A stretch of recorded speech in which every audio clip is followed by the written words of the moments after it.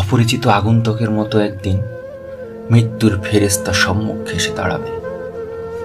যে কলকাকলিতে ভরে ছিল ঘরদোর, হঠাৎ সেখানে নেমে আসবে কবরের নির্জনতা।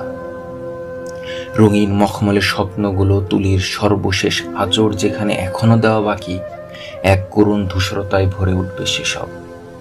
যে মুখ না দেখলে ঘুম আসতো না, যে চোখের ভাষা না পড়লে মন জোড়াতো না, যে শব্দ না শুনলে থামতো না বুকের ধুকপুকুনি, কেমন দুঃসহ দুঃস্বপ্নের মতো সেগুলো পর হয়ে যাবে সহসাই।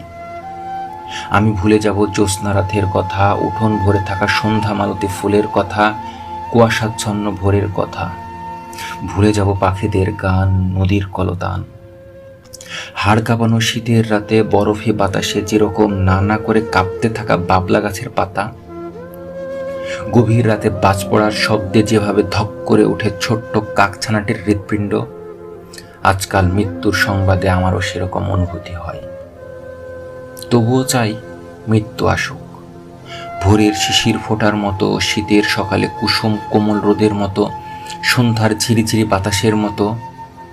যা আসবার তাকে তো আটকানো যায় না। প্রতিটা নতুন জন্মই যেহেতু মৃত্যুর একটি নতুন ইস্তেহার, ফলে মৃত্যুকে ভালোবাসাটাই মানুষের নিয়তি। জীবনের দাম যেহেতু মৃত্যু দিয়ে চুকোতে হবে, তাই আজকাল মুগ্ধ হলে বলি, বাহ, ওটা তো মৃত্যুর মতো সুন্দর।